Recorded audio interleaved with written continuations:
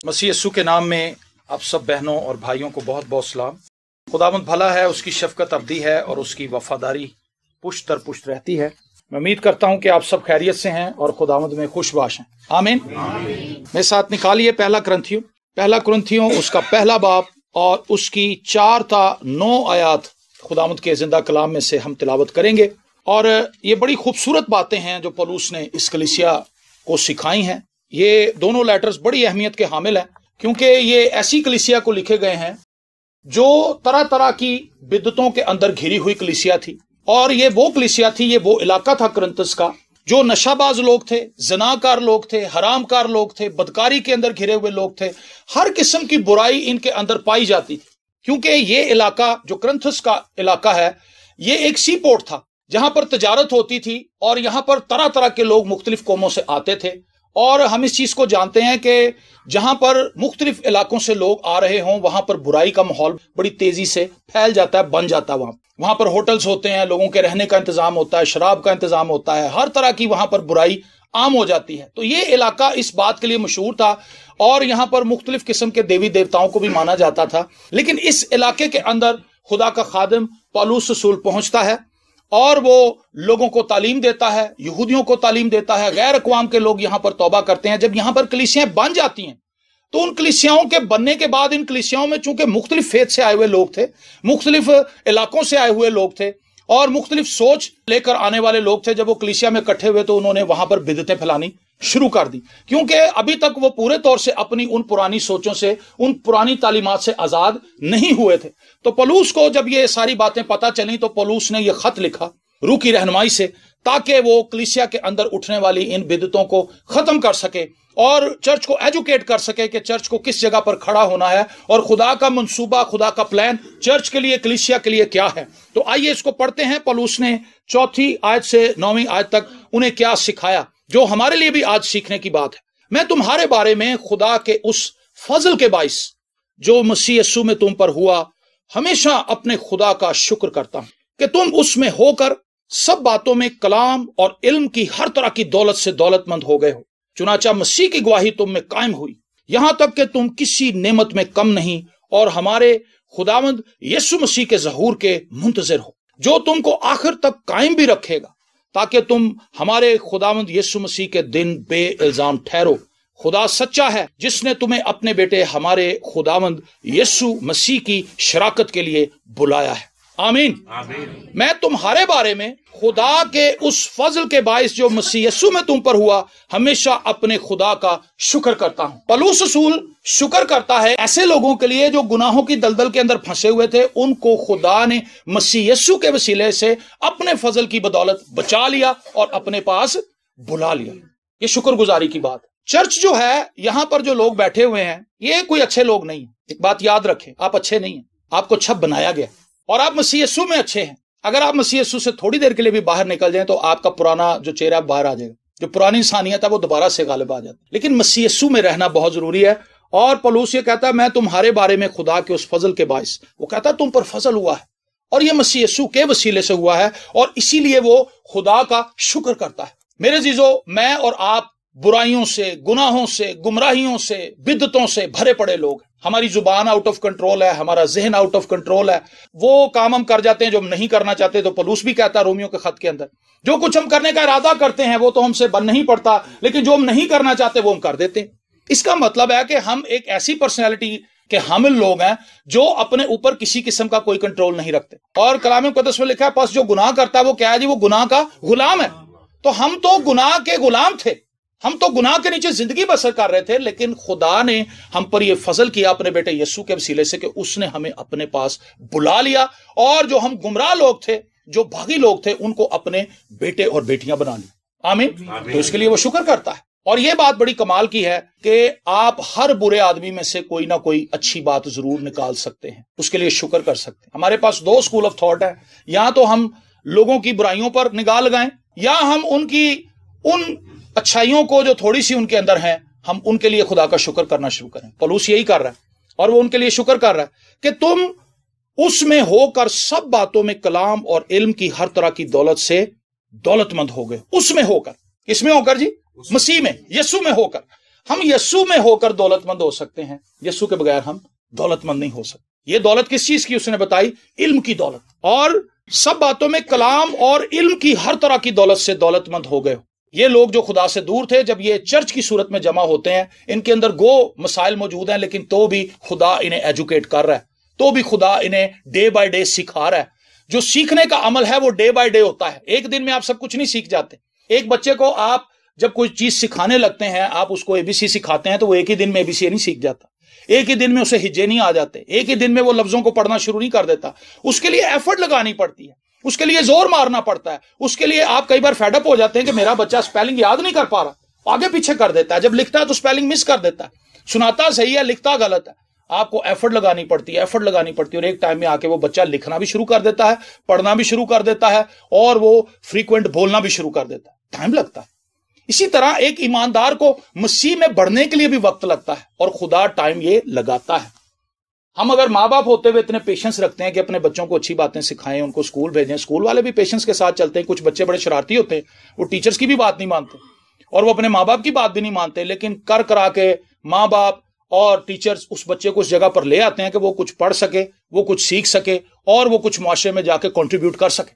اسی طرح سے چرچ کے اندر بھی خدا کو یہ چیز پتا ہے کہ بہت سے لوگوں کے سیکھنے کا مادہ سلو ہے، کئی لوگ سرے سے ہی نہیں سیکھتے، کئی لوگ بڑی تیزی سے سیکھتے ہیں، تو ملی جلی بھیڑ ہے یہ، لیکن خدا سب کے ساتھ بڑی نرمی سے پیش آتا ہے، اور خدا یہ چاہتا ہے کہ وہ اپنی حکمت، اپنے کلام کی دولت سے ہر ایک ایماندار کو بھر دے، اس کو دولت مند بنا دے، اور وہ شکر گزاری کرتا ہے اس بات کے لیے۔ چنانچہ مسیح کی گواہی تم میں قائم ہو۔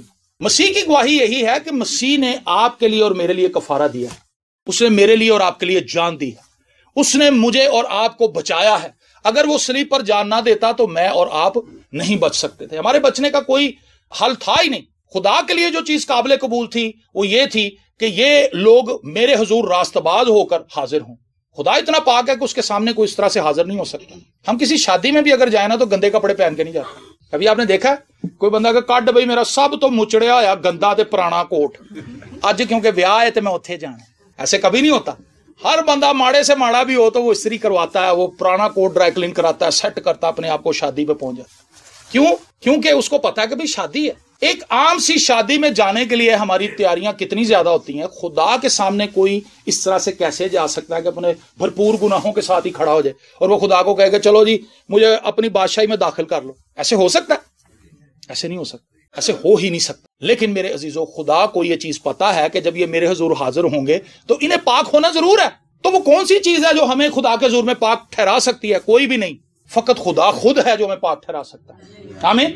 تو وہ خود زمین پر آیا، اس نے خود اپنے بیٹے کا خون بہنے دیا، اور اس نے اپنے بیٹے یسوع کے خون کے وسیلے سے ہمیں پاک کر دیا، اور ہم خدا کے سامنے بے عیب پیش ہو جاتے ہیں۔ خدا کو بھی پتا ہے اب یہ وہ سٹینڈرڈ ہے جہاں پر میں ان سے مل سکتا ہوں۔ وہ سٹینڈرڈ خدا نے خود بنایا ہے، ہمارا بنایا خدا نے سٹینڈرڈ، کہ ہم خدا کے سامنے آ کر کھڑے ہو جائیں اور دلیری کے ساتھ اس سے بات کر سکیں۔ یہ دلیری بھی اسی نے دی ہے، یہ فضل بھی اسی نے کیا ہے، یہ خون بھی اس نے اپنے بیٹے کا ہمارے لیے خود بہنے دیا ہے، اور اس نے خود ہی اپنے بیٹے یسوع کو ہمارے لیے عوضی ٹھہرایا۔ پریز دی لارڈ۔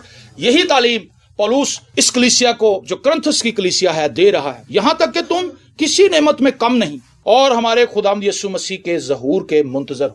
میرے عزیزو، یہ جو نعمتیں ہماری لائف کے اندر کام کرتی ہیں، یہ نعمتیں کسی شخص کا استحقاق نہیں کہ وہ اس کو استعمال کر سکے، کیونکہ نعمتیں تو خدا کی طرف سے ملتی ہیں، یہ کسی اچھائی کی وجہ سے نہیں ملتی، یہ خدا کے فضل کی وجہ سے ملتی۔ بڑے بڑے کمزور لوگوں کو میں نے بڑے زوردار طریقے سے اپنی لائف کے اندر دیکھا کہ وہ استعمال ہوئے ہیں۔ کمزور لوگ تھے، وہ اپنے آپ کو بھی کچھ نہیں سمجھتے تھے، لیکن خدا نے ان کو استعمال کیا۔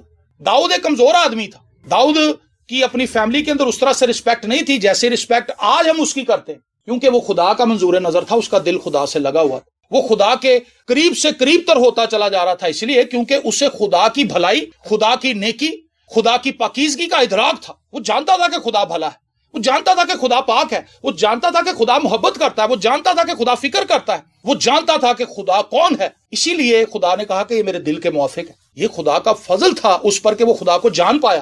خدا کو کوئی نہیں جان سکتا، خدا کو کوئی نہیں جان سکتا۔ ایک چونٹی کو آپ ماؤنٹ ایوریسٹ کے آگے کھڑا کر دیں، چونٹی نو کی پتا چلنا کی پتا چل سکتا؟ ماؤنٹ ایوریسٹ اگر آپ بحیثیت انسان آپ ماؤنٹ ایوریسٹ کے آگے کھڑے ہو جائیں، آپ اس کی چوٹی کو دیکھ نہیں پائیں گے، کیونکہ وہ بادلوں میں گم ہو جاتی ہے۔ ایک چونٹی اگر ماؤنٹ ایوریسٹ کے آگے کھڑی ہو جائے اور ایک انسان اگر خدا کے آگے کھڑا ہو جائے تو وہ جان نہیں سکتا۔ کہ خدا کون ہے.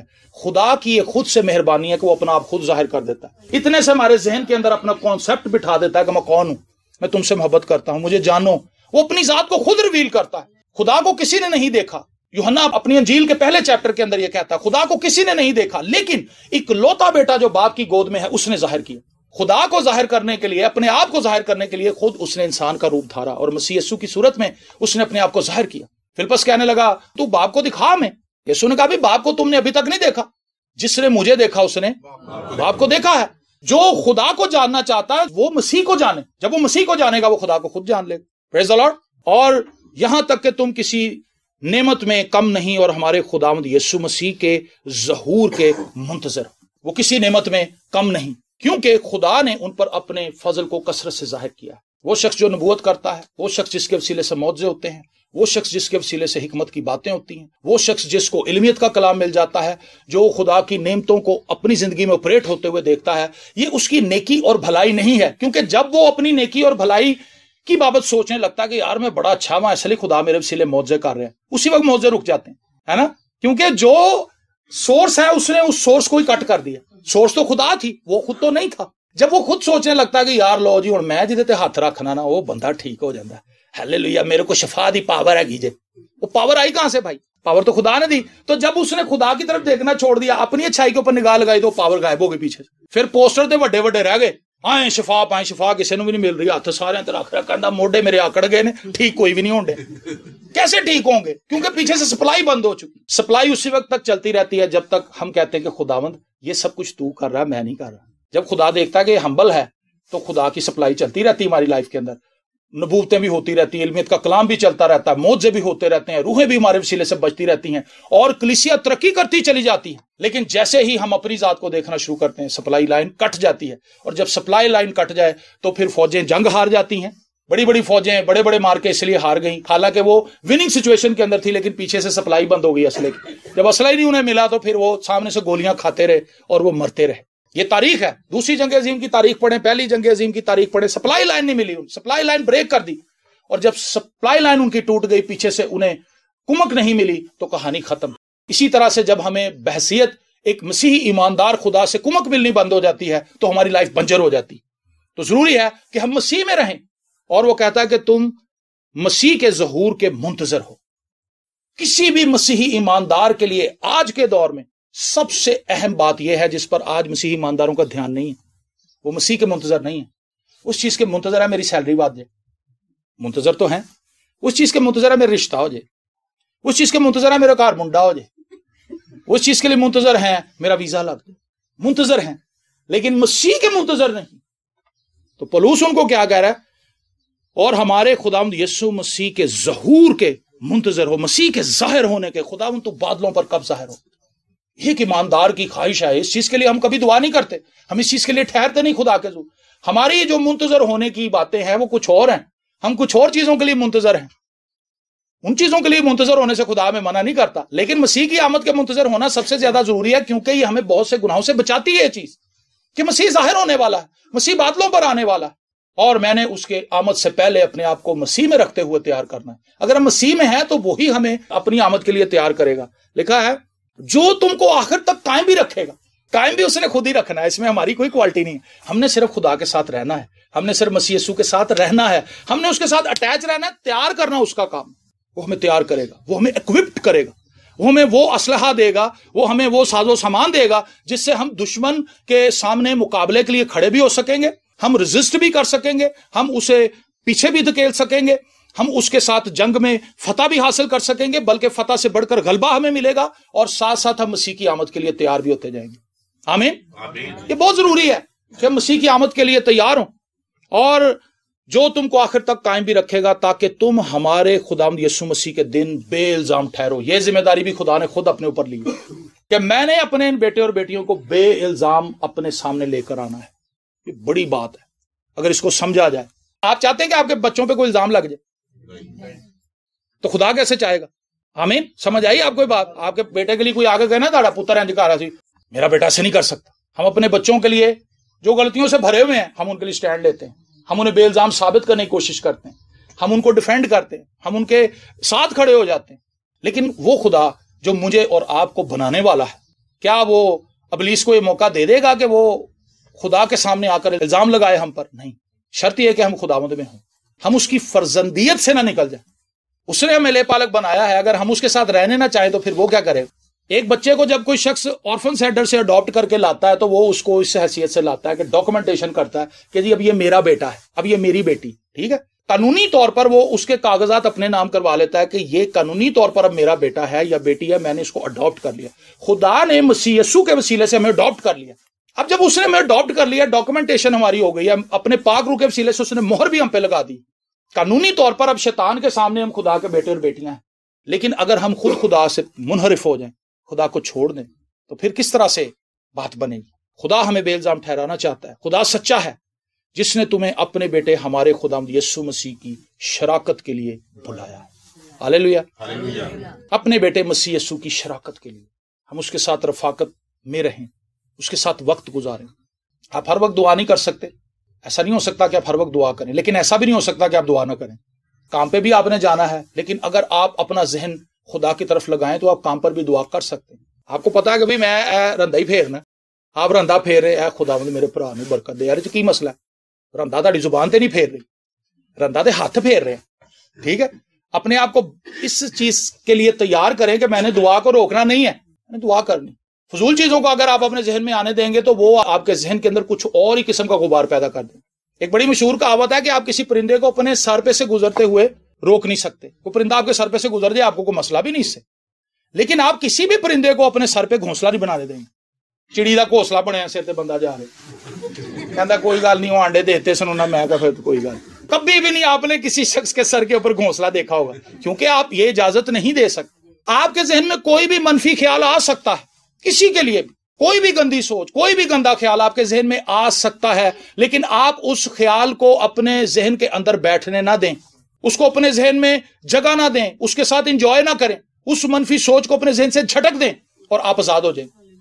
ایسا اس وقت ہوگا جب آپ مسیح یسوع کے ساتھ شراکت میں ہوں گے، اور جب آپ شراکت میں نہیں ہوں گے آپ ان منفی خیالات سے کھیلتے رہیں گے۔ تسی بلڈنگاں بنا لو گے، تسی گنجل بنا لو گے، انج ہویا انج ہویا، اینے کیتا ادھر گیا، انج اچھا انج یہ وہ، اور پھر آپ میل ملاپ سے باہر نکل جائیں گے۔ آپ چرچ آنا چھوڑ دیں گے، آپ دعا کرنی چھوڑ دیں گے، آپ کلام پڑھنا چھوڑ دیں گے، آپ خدا کی حضوری میں آنا چھوڑ دیں گے۔ پہلے تو وہ لوگوں سے ہمیں دور کرتا ہے، پھر وہ خدا سے بھی ہمیں دور کر دیتا ہے۔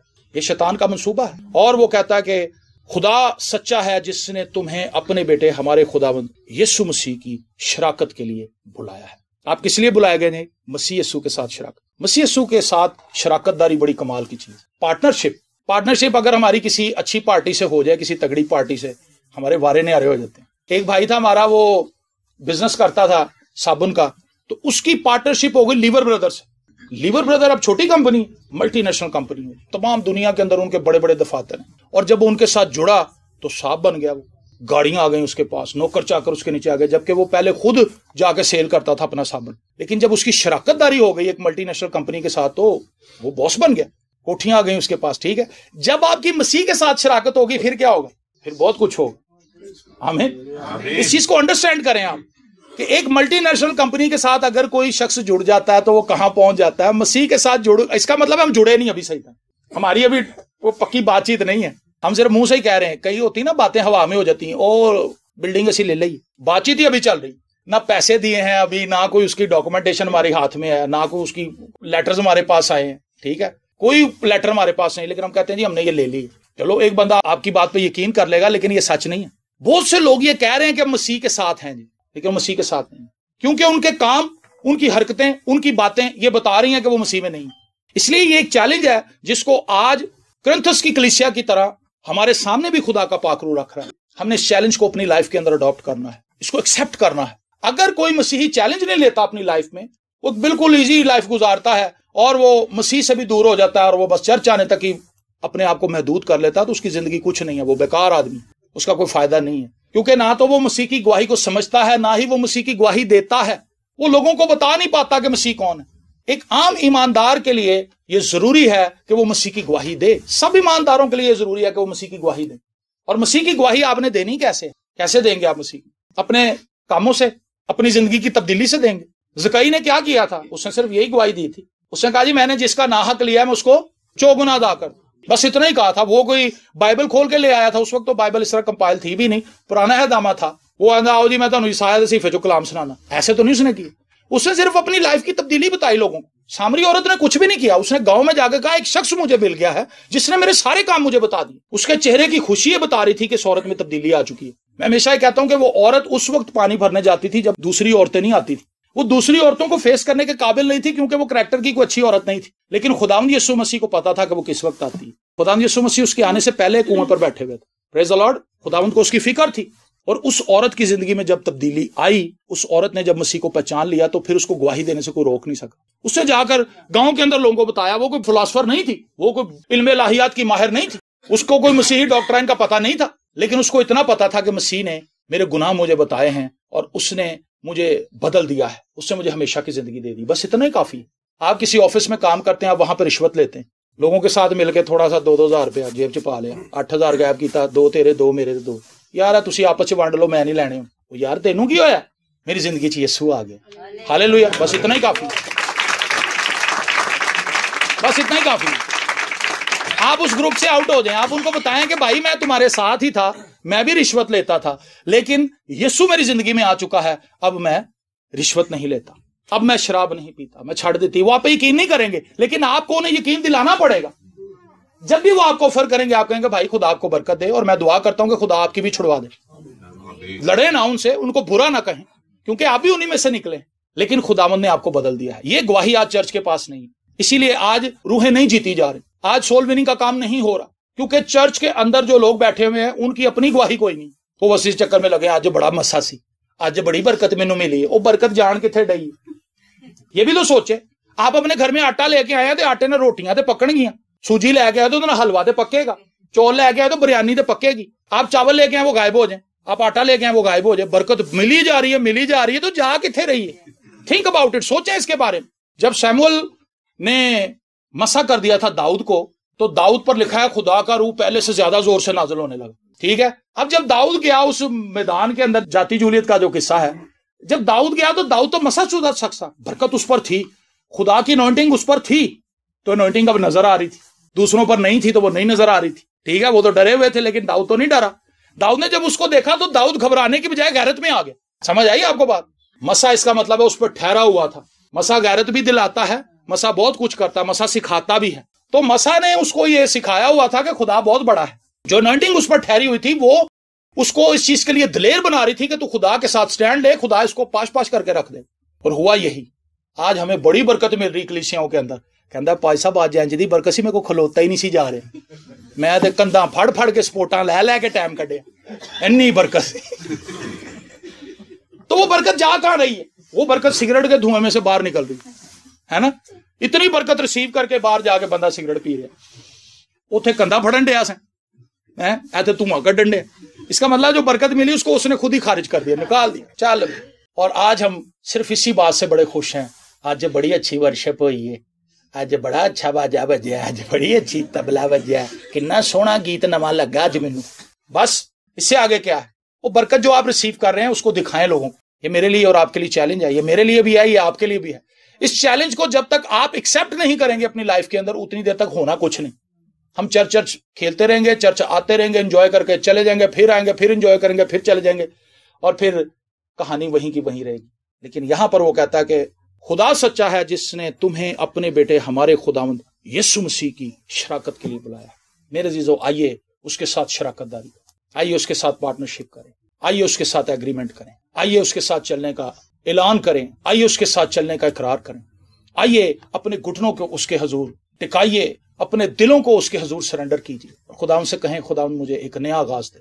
یہ کرنتھس کی کلیسیا جو گناہ گار لوگوں سے بھری ہوئی تھی, لیکن مسیح میں آ کر یہ پاک ہو چکے تھے, مسیح میں آ کر یہ راست باز تھے, کیونکہ مسیح یسوع کا خون گناہ گاروں کو راست باز بنا دیتا ہے, پاک بنا دیتا ہے. اور فقط خدا ہی ہے جو ہماری نیچر بدل سکتا ہے. خدا کے علاوہ نیچر نہیں بدل سکتا کوئی. ہم اپنی نیچر نہیں بدل سکتے. آپ اپنے ارادے سے کہہ سکتے ہیں ہوں میں چھڑ دیتی, اوکے آپ نے چھوڑ دیا, لیکن آپ پھر اگلے ہفتے پی رہے ہوں. ہوں میں کٹا رہا ہوں سگٹاں. جو سگریٹ پینے والے ہیں ان کا یہ مشہور جملہ ہے, بس جی میں کٹا دیتی ہیں, دیکھو ڈبی تو نہیں, ہوں میں 2 ہی سگٹاں لینا بس. اچھا آہستہ آہستہ پھر 2 سے پھر وہی ڈبی ان کی جیب میں ہوتی. اس کا مطلب ہے کہ ہمارے ارادے کامیابی کے ارادے نہیں ہیں مسیح کے بغیر, لیکن جب وہ مسیح میں آ جاتے ہیں تو خدا ہمارے ارادوں کو استحکام بخشتا ہے اور پختگی دیتا ہے. اور سپورٹ کرتا ہے کہ ہم اپنے ارادوں پہ کھڑے ہو جائیں. وہ شخص جس نے مسیح میں یہ عہد کر لیا کہ لو جی سگریٹ ہوں میں نہیں پینی, خداوند میں چھڈ دیتی ہے لیکن میں اپنے تہیے تے نہیں چھڈی, میں تیری وجہ تو چھڈی ہے تو ہی بچانا ہی. آمین. خدا کہندا پتر ہوں تو میری وجہ تو چھڈی ہے تے پھر میں تیرے نال ہی ہوں, سگریٹ تیرے لاگے نہیں آندی. لیکن اگر ہم اپنے ارادے سے کہنے لو جی ہوں تسی ویکھ لینا ہوں میں نہیں پینی, لیکن یہ سب وعدے آپ کے نکل جائیں گے. کئی شراب پینے والے کہتے ہیں میری بیوی نے میں تنگ کیا نہ کاتا سی, میں تو چھڈ گیا سا, میرا میٹر کماتا سی, میں پھر بوتل لین دی. چلو اس کا مطلب کہ یہ سارے ارادے ہمارے اپنے دل کے ہیں, لیکن جب ہم مسیح میں سٹینڈ لیتے ہیں سب کچھ ٹھیک ہو جاتا ہے, سب کچھ ٹھیک ہو جاتا ہے. آمین. سو خداوند آپ سب کو اس کلام کے وسیلے سے برکت دے. وہ تعریف کرتا ہے اس کلیسیا کی, وہ شکر گزاری کرتا ہے. آپ بھی اپنے بہن بھائیوں کے لیے شکر گزاری کریں. وہ کمزور ہیں, وہ بولنے میں کمزور ہیں, وہ بہت سی باتوں میں کمزور ہو سکتے ہیں, آپ بھی کمزور ہیں. اس چیز کا ادراک اپنے اندر رکھیں کہ ہم انڈر پروسیس ہیں, ہم کامل نہیں ہو گئے. میں کامل نہیں ہو گیا, 24 سال سے میں انجیل سنا رہا ہوں لیکن میرے اندر کمزوریاں ہیں. میں جس جگہ پر پہنچا ہوں یا یہ میرے ساتھی جس جگہ پہنچے, آپ جس جگہ پر پہنچے, ہمیں خدا لایا یہاں پر. آپ اپنی کسی حکمت اور دانائی سے یہاں پہ نہیں پہنچے. تو آپ دوسروں کے لیے بھی سافٹ کارنر اپنے دل میں رکھیں, دوسروں کو جج نہ کریں. جب آپ کسی کے لیے ایسے شخص کے لیے جس کے دل میں آپ کے لیے نفرت ہے اس کے لیے شکر کریں. خداوند تو نے اس کو بنایا, تیرا خون اس پہ ہے, وہ قیمتی بندہ ہے, گو میری اس سے کوئی اچھے ریلیشن شپ نہیں ہے. جیسے ہی آپ اس کے لیے شکر گزاری کرنا شروع کریں گے خدا فلیکسیبلٹی آپ کی پرسنالٹی کے اندر اس کے لیے لے آئے گا اور حالات بہتر ہو جائیں. آمین. وہ شکر کرتا ہے ان کے لیے, اور وہ ان نعمتوں کے لیے جو مسیح میں ان کو ملی تھیں ان کے لیے بھی شکر گزاری کرتا. وہ جیلس نہیں کرتا ان کی ان نعمتوں سے, بلکہ وہ ان کی ان نعمتوں کے لیے شکر گزاری کرتا ہے کیونکہ اسے پتا ہے کہ یہ نعمتیں اپنے گھر سے نہیں لے کے آئے, یہ نعمتیں خدا نے ان کو دی, یہ انہوں نے خود سے نہیں بنائی, یہ خدا نے ان کو دی ہیں. تو جب خدا نے دی ہیں تو پھر سڑنا کس بات کے لیے؟